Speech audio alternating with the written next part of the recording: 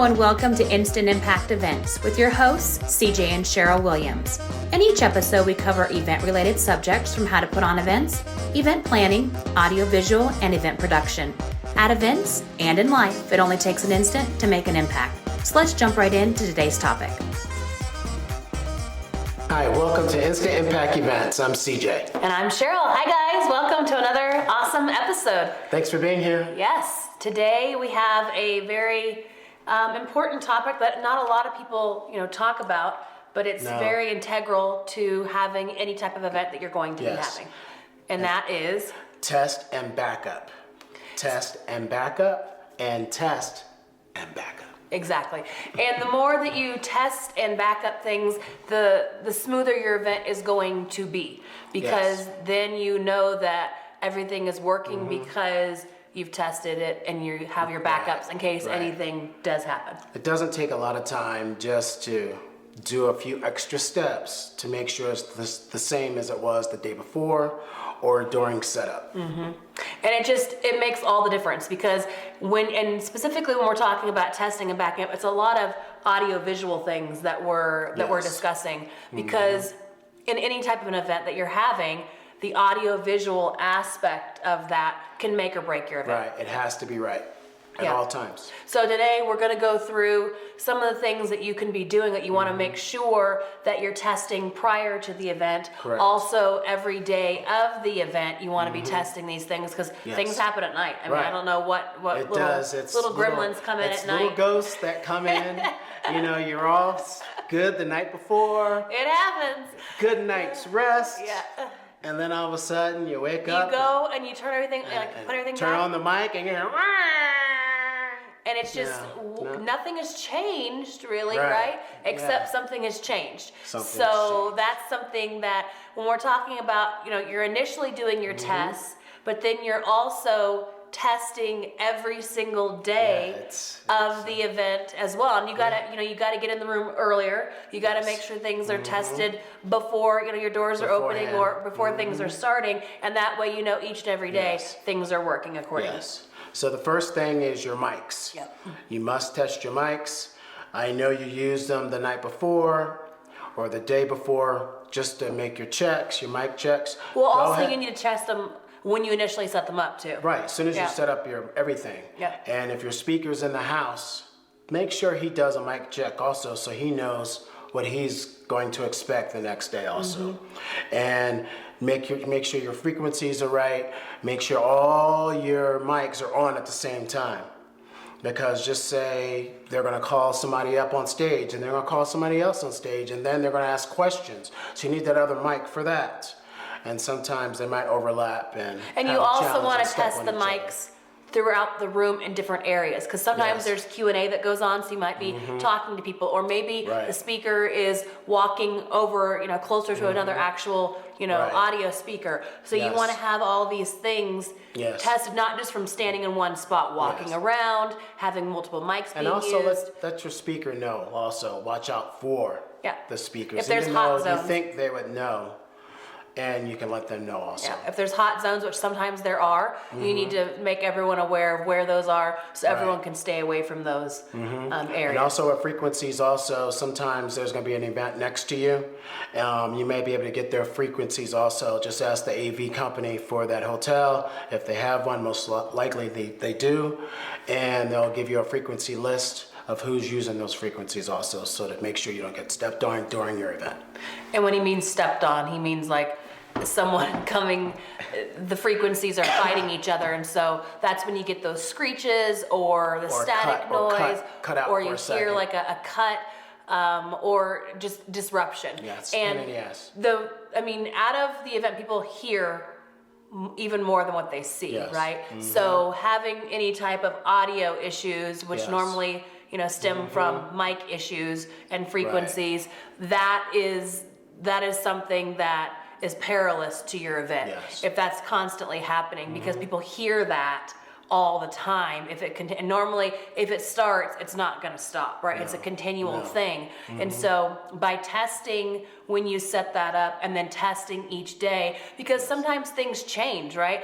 Maybe there wasn't an event next to you and now there is. Right. Or maybe someone Right was after using lunch. a different frequency and now they're not.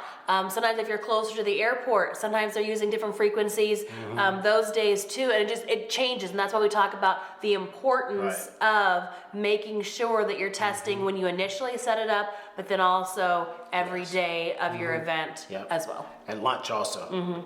Before you come back from lunch, you want to just do a quick check. test just to make sure that's working. 30 seconds. Yeah. Also, the next is projectors. Things happen with projectors also. They're fine 1 minute and not the next. I mean, seconds they can. Yeah, the filters, make sure the filters are clean. If you're renting your equipment, just please make sure that you ask and even check if you can, make sure the connectors are done, make sure the cables are even put away or even taped down in front of the projector, because at night people come back and forth to clean the rooms, and you'll even notice sometimes they'll get bumped. So you have to check and make sure everything is focused. That it looks good on the screen. It looks good on the screen. Yeah. And you're checking your PowerPoints and stuff as soon as you get in the room, and everything you need for that also. And that comes, we talk about test and backup. It's good to have a backup projector too, because if it does go out, or if it is having an issue, or maybe the bulb starts going on it, or it's, I don't know, sometimes they overheat. I mean, they're very, They can overheat. Yeah, there's and all they can kinds of turn things. off Because number one, it starts from the filter being dirty and then not being checked and maintenanced. So these are all things to think about. And if you're bringing in your own equipment, then you need to know this. If you're if someone else is bringing in the equipment for you, asking them if you can have a backup projector, or if something happens, how close they are. How long does it take them to get there to get this squared away and fixed? All of those things are important questions to ask, so that you know, because maybe you just could take a break, right? And people could go have an unexpected break, but you and things can be fixed within that, versus taking hours. And sometimes you can, even though it might be close to a break or not, just to fix that challenge, have the speaker just do a 10-minute break. Yep. That's it. Because sometimes all it takes to fix things and get them back on track. Number one, it's already unplugged. Yeah. It's already off. You don't have to worry about anything cooling down or anything. You can already disconnect everything and have it ready to go. The next is the lights being synced for the room. And because what happens is the room, you could be in a large room, but then they block off the room in different sections with the air walls, but the lights aren't synced. They can turn off your lights next door. You want to make sure you do that right away. You test them.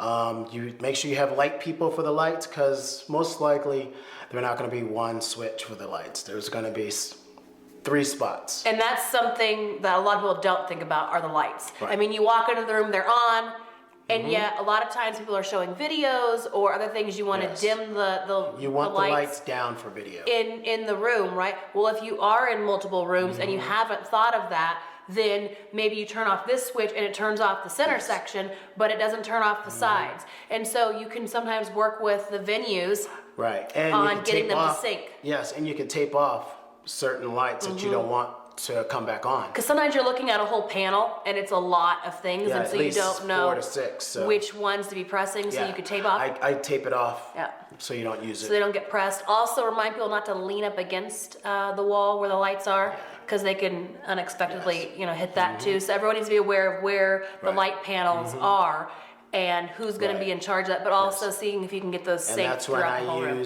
I use my laser pointer for my clicker, and I make sure when they're about to go to video soon, make sure you have their phone number to text. Say, hey, we're about to do video, be ready, be off your phones. I even say get a chair sometimes and sit down, because you're might wait a while, and I use my little laser light and make sure everybody's ready to go, because it's your responsibility also to make sure it looks seamless. Yep. Next is computers and updates. All that during setup, you need all the computers out. You need, if they're going to be synced to the Wi-Fi, make sure you get the updates. Do what you can, because definitely for PCs, it'll take an hour to update something. And then you can't even turn off the computer to get rid of the update. Yeah. It's a really pain in the ass. So, I mean, when you know that your event is coming up, normally the day before, if you can go through any computers that you're going to be using, even tablets, any type of device that you're going to be using, and do all of the updates then. That way, if they do take hours on end, all of that is done ahead of time, and then turn off, the updates after that, right? That way updates aren't coming up. There's normally a way on your computers that you can just tell it to not automatically update, and that way it's up to date to that date, and then the few days that you have your event, there aren't going to be any updates continually happening, because that really does bog the computer down. Sometimes it makes it turn off, it makes things lag and not alerts, work properly. And you don't want the You have alerts those coming pop-ups through. that come up. You don't want You don't want alerts or anything else like that. And you want everything else on your computer closed out too, so you don't have all those windows and notifications and things popping up while you have your event going on. Yep. Next is music. We could know, we talked about music before, about, certain kind of music that you can use, certain kind of music you cannot. And like we said, the caveat is you've got to know your audience and you've got to know your event, right? So knowing what is appropriate music and what isn't, by knowing who your demographic is, who your audience is, and what the event is that you're putting on, right? I mean, if it's a rock and roll event or if it's a hip hop rap event, then that's fine. But if it's not, just save it for that. Then you gotta know your audience and know what they're going to like or what's going to turn them off too, right? So music plays an integral part, and if you have to ask yourself, is this appropriate music? Then it's not, right? And also the same with how loud your music is. You don't want it blasting. It hurts people's ears.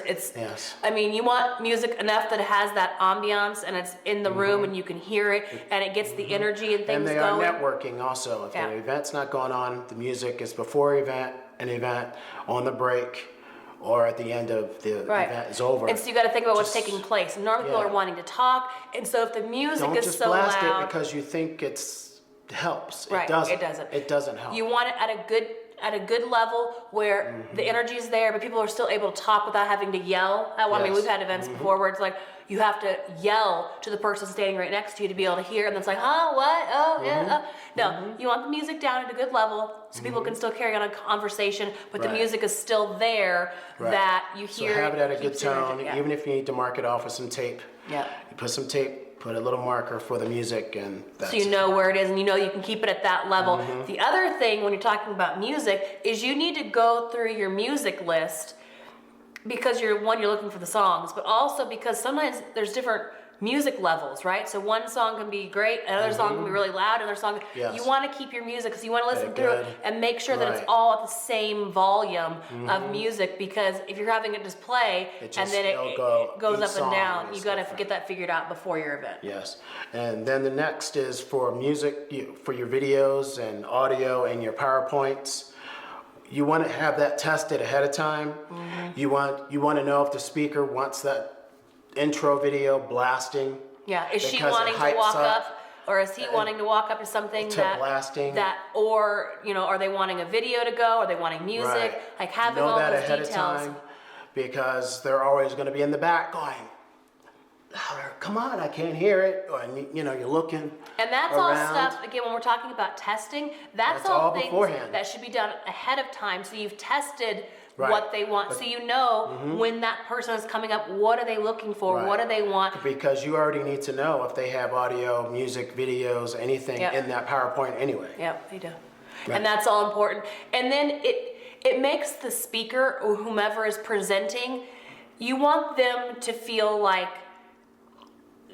what they wanted happened, right? So it's not like, well, I wanted it this and it was actually that, because then they're starting off in their head like, oh, well, I didn't get what I wanted, or my intro wasn't what I wanted, or that wasn't how I wanted. So you want to know what are they wanting, right? So that you can make sure you're delivering what they need. So when they get up on stage and they are speaking, they're not thinking, well, dang, my music wasn't the way I wanted, or that video didn't play, or because then they're already in their head versus walking up and feeling comfortable and confident and they're ready to go.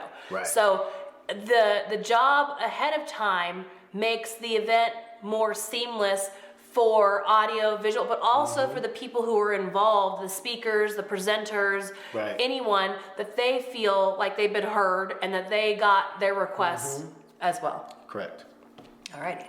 Next thing is the full mic check with the videographer. If you have one, they need to be there the day before, not the day of, coming in and just wanting to hook up something. Number one is probably using their cables anyway that they have to set up. They have to get their image right, make sure they're centered, make sure the coloring's right, make sure it's enough light. They're bringing the lights. If they're bringing the camera, they're bringing the lights. You want that set up. You want to make sure it's on a dimmer. Their lights, their PARs, their LECOs, whatever they use, because they can blind the speaker. Like one of the main speakers we work with has sensitive eyes. Yeah. They do not want to be blasted out because they like looking at the audience. Yeah, and also if someone, you know, you need to know those things. Like, okay, does someone like it brighter? Does this speaker like it brighter? Do they have glasses? Is it reflecting off of that? Like, also, those are the lights in the room dark.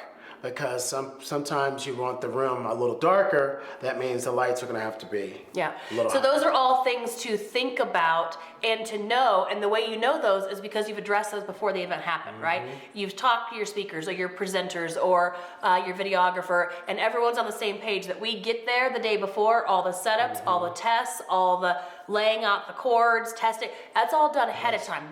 Now some people like to come in the day of, and that just causes chaos.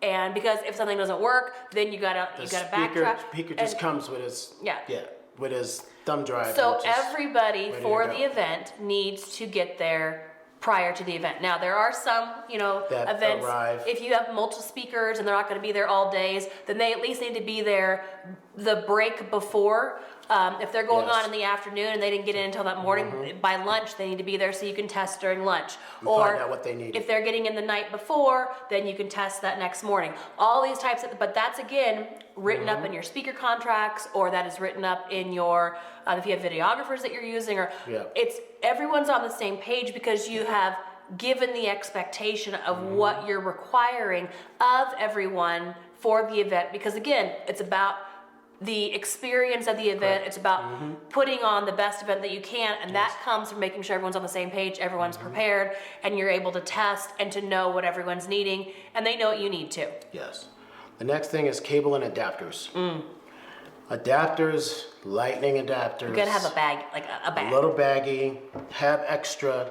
Don't depend on the event to have that for you. Don't depend on the AV crew to have that for you. Yeah. If it's for your computer or what, it's your event, have extra. Make sure you have the kind, just say something small. For the iPads, they use the iPads for whatever they want to use, right? But the iPad's almost dead. So the lightning adapter doesn't have a spot to charge it at the same time. I would say that is one major flaw. They're changing all the time. Yeah, and they're always, and every new phone, every new computer, they all have new adapters. But the new way now for the last many years is that, but it goes into the same port as everything else, as the charging port, right? Yes. So you don't have the charging port and then your other port anymore. So you need your own kit. You need your own to be able to display, to be able to have extra for Cs, for VGAs, even VGA. And then what you can do is, because Ethernet also. Those cords aren't cheap, most of those. The Ethernet isn't bad, but a lot of those other ones. So you just get it, and then you write, the name on it or whatnot. So you make sure those get back to you, right? Yes. So then it's an investment one time, and then you got to keep every time. Have an extra also. Yeah. And you got to have an extra. Because you might be going to another event and you forgot because you grabbed your computer, your power, and you took off. So you always need to have duplicates. Multiples of it, and you can have one bag that has all the ones, and then the backup bag that has all an extra. But you want to have all those things and not rely on anyone else to have it because maybe they don't.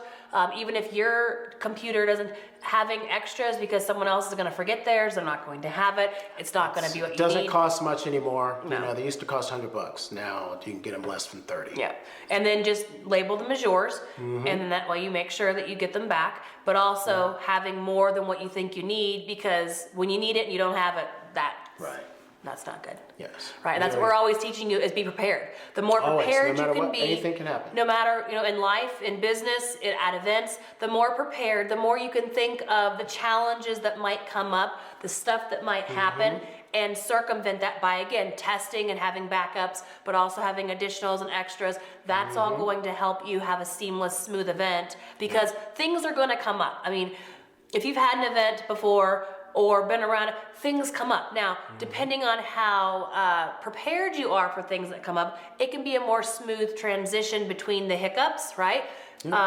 Instead of like, oh, okay, we didn't think of that. Now what are we going to do, right? You've already thought of the challenges that could arise, and you've already put things in place. So when those do, you just move, right? You just shuffle, move from one to the next. And if a speaker doesn't show up, that's okay. Okay, so you always have extra that you can give. You always can go to Q&A, or you can have an extra presentation that you could do, or maybe you have a networking time, or there's all kinds of stuff that you can flux through. You can even put up a map on the screen where everybody is, and then separate and talk. Yep. So there's and again, if you're not prepared for those things, when those things come up, it could seem like, okay, what are we doing now? But if you've already thought, look, if this happens, we're doing this. If this happens, we're doing this. Just like in life, you know what I mean? Like we're going through all the time and saying, okay, well, everything's peachy keen, then we just keep going this way. But if something happens in life, right, what is your backup? What is your plan? What are you going to do, right? Same thing with events. Same thing with AV. Same thing with event production, event planning.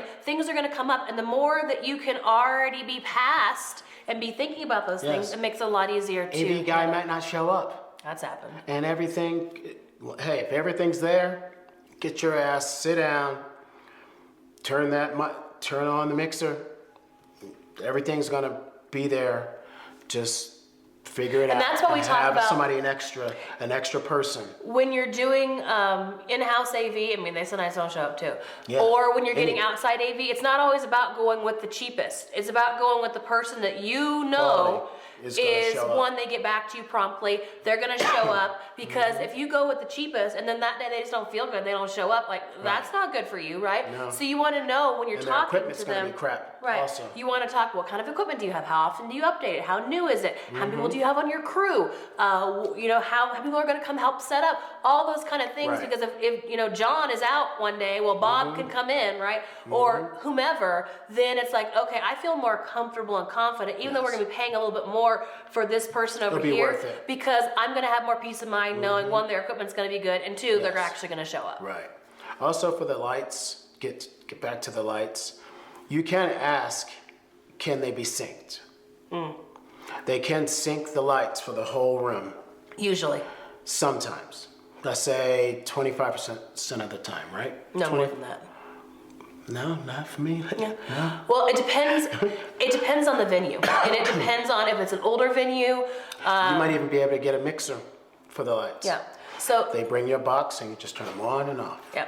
And again, you don't get if you don't ask, right? So if you don't ask them, and that's something though, when you're looking at venues, should be one of the questions that you're asking is like, hey, so we're going to be in, room this and room that and that. Do those all work together? Can we sync the lights? Can we do things with that? How is that going to work? Because that way you're not just showing up blind. They already know, and they can have that stuff done ahead of time for you. Yes. So when you get there, they've already had that worked out. They've already synced them. They've already put it together. Yes.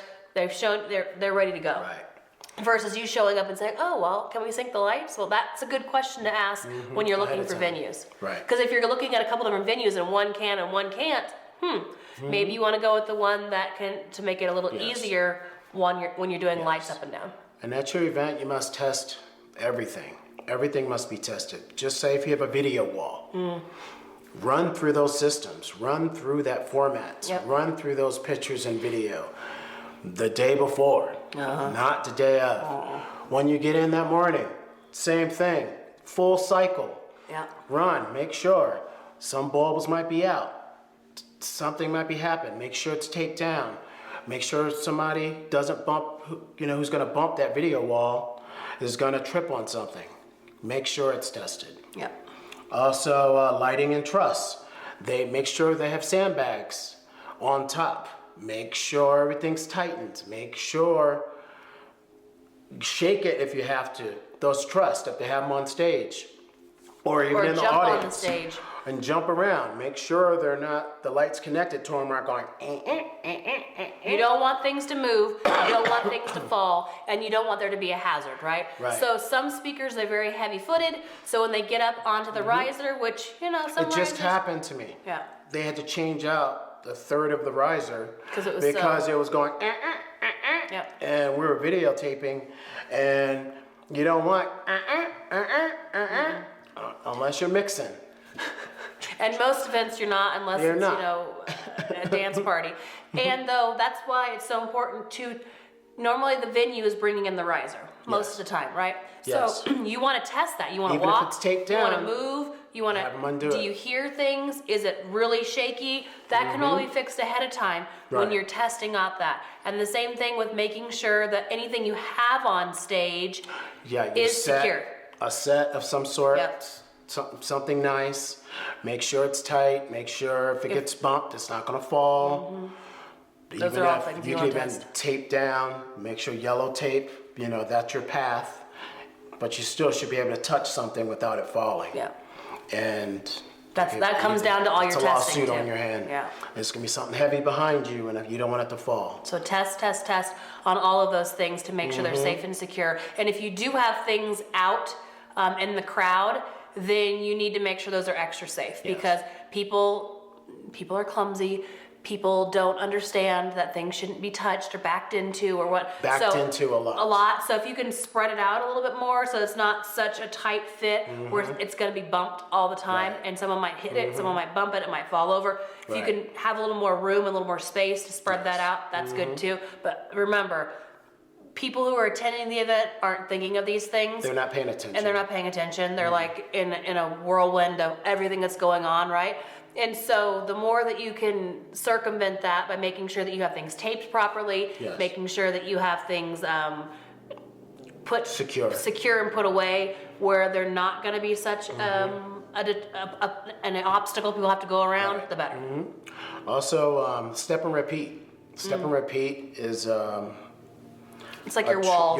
Your the wall of photo some walls, sort a with lot your of times. logo on it, Yeah. and make sure there's light on that. Yeah. That's gonna help you for your social media. Yeah, and You people know, they're normally gonna post it. The whole point of your step and repeat or your photo wall is for people to take pictures in front of it. So you want to give them lighting so it looks good there. So when they are sending it out to friends or later on they're putting it in on their social media or they're tagging you, you want it to look good. It's a reflection of you, right? Yes. So if you're going to go ahead and pay the money to have the step and repeat done, then make sure you set it up correctly so that they have the lighting. But again, then you got to make sure all this stuff's secure too, because they're going to be out there fumbling around. Oh, come on again, and they're all going to get in, and it's a whole thing, right? Right. So making sure that that is secure and well lit is what you want to do. Yes, for sure. Yeah. And even if when you're testing everything, even if you have a confetti machine, boom! Yeah.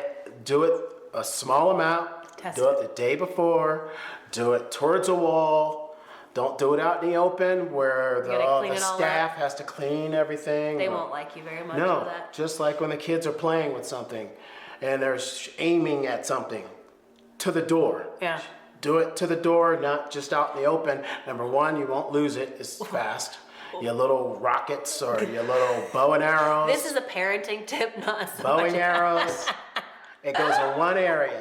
Shoot that direction, guys. That direction. Okay. Same with your Yeah. Pure. Well, and normally when you're getting ready to do your big confetti or your T-shirt launches or Boom! whatever you're shooting, Yeah. you've built it up to something that's so great Oh, and grand. oh. And if it Here we go, playing the and music. if it doesn't go off, then that's just like air out of a balloon, nothing. right? Nothing. So test Yeah. all of that stuff ahead of time, but Yeah. test it in a manner that it's not going to make a big mess everywhere for you. Right, just like laser lights and fog. Oh. If you have that, you might use it at night at a party. Don't overdo the fog. Don't overdo it. People start, and also lasers, just it depends check. on, is your venue well ventilated or not? Because if you're outside and you're using it, that's different because it can Different. disperse. If Yes. you're inside It's and stuck. confined, it's stuck in there. So And you want the kind that does dissipate on its own, not that heavy, thick stuff that you don't want to breathe in. yeah, and pay attention to that because it can cause real challenges with breathing. Yes. It lingers for a long time. So if you're inside, it's much different than if you're outside. Right. So know your location. Do some tests to see how long does it take for this to dissipate. Yeah. Do you have the right lasers and things to make it look really cool? Are Right. people choking and gagging? The other thing is, And no slippery mess either on stage. and are there smoke detectors? If you're outside, you don't have to worry about this. But Right, if you're but if it's inside, right there. the fog can make something. them go off. Yes. So that's something just you want to little test. Squirts, little at a time. Don't just keep it going. Keep it going. You've got to test that because you do not want a fire alarm going off in the middle of your event, because that takes forever to get fixed, because normally at most venues the fire department has to come out to turn it off and make sure that everything is fine and reset it. So that's a long time. And when you're testing water, if you have water features, you want to test that. You want to make sure the power works, or you're going to have your. You want to make sure it's not going to make a big mess wherever it is. You don't want a mess everywhere. You might have to use less water. Is it still going to have the same effect? Test. Are there lighting with the feature? Make sure you test it the day before, not the morning of, because the morning of you made a big mess. And everywhere, you don't have time to clean and it's a it big up. wet spot. And then that's a hazard. People can slip. People can fall. Plus, it ruins a lot of the carpet. It's just stuff you don't want. And then centerpieces on the table. Depending on what you're wanting, you want to make sure people can still see around. Yeah, you want to make sure your lights work in them. Inside, unless you're doing like a wedding or something like that, where you do want the opulence of it. You want it tall. But a lot of times, if you're wanting people to be able to see or talk, maybe it's at around. Keep it there, not too distracting. If you're going to use candles. A lot of places now we're going to more LED candles instead of actual candles. New batteries. You want to make sure everything's working ahead of time. How are you getting those things turned on? Are they going to be on the whole event? Or it's only going to be in the evening time? So think about that, because if people are, maybe you need to take a break to be able to go around and turn everything on. So that's all things to think about. For your centerpieces, making sure that they're not too top heavy, so that people are at the tables. It's not going to fall everywhere and go everywhere. Right, the minute you touch the tablecloth, it's ready to tilter. So think about that, and then test that when you get there too, to make sure that you don't have any issues with your centerpieces. Another thing you want to test your walkie-talkies. Your connection. How many do you have? But they're not too loud. Are they charged the night before? Are you using different batteries? Whatever you need, just test it. You also want to test your walkie-talkies and make sure they're on when you're doing your mic checks.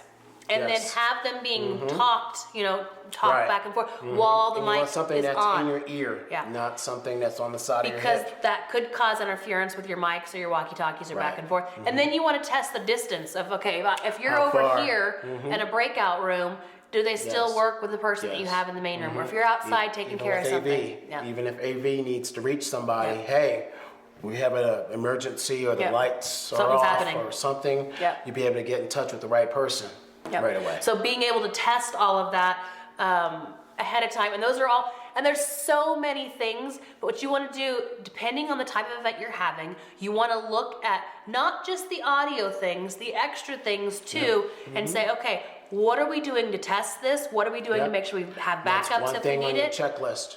And you've got to go through everything. So do you have centerpieces? Are you doing extra features? Are you doing fun things like, a money machine? A money machine. Are you going to have other things come in? Are you going to have someone come in and do some sort of show right in the middle of your... You got to know all those things. You got to test that. Magician or something. Or maybe you're having a band or a musician come in. Those are all. You never know, right? So what are their requirements? What do they need? How can you test that? And then so it's more than just your basic electronics that you're going to be testing. You got to think and test everything. Everybody who's coming in. And then think about what do you do in case something happens. That's right. What are your backups, right? Right. Alrighty, guys. It's to back up. It is. Well, and it's important because the thing that we always preach over here is your event is an experience, right? Yes, and if you if you don't test and have backups, the experience could be not a great one. Versus if a challenge arises, but you tested it, you already know that, you fix it before it becomes a challenge. And it's all about the experience that you're delivering from beginning to middle to end throughout. And that comes from testing, backing up, and making sure that you're prepared and that everyone's on the same page for your event, so everyone knows what to expect and what needs to happen. Yes, and they'll have a great time. Yep. All right, anything else you want to cover? That's it. All righty, guys. Thank you so much for spending time with us, and make sure that you start implementing this. It's only as good as us talking to you if you don't implement, right? So start, what can you use and what can you utilize from what we discussed today, and start putting it into immediate action, start implementing it, start using it. And then as always, if you have questions, feel free to message us anytime you'd like, and we look forward to talking to you guys again soon. We're here for you. Thanks so much. Bye guys. We love hearing from you, so please leave your comments and feedback and submit any questions you have. We'd also love for you to like us on Instagram, Facebook, and Pinterest, and subscribe to our page on YouTube and hit that little bell to be notified when our videos go live. If this episode resonated with you or you got value out of it, please share and tell your friends and colleagues so together we can continue to build a thriving event community. Sharing and telling others really does help, and that's how we're able to grow this community and reach more people. We appreciate you and look forward to bringing you another value-packed episode. Remember, it only takes an instant to make an impact.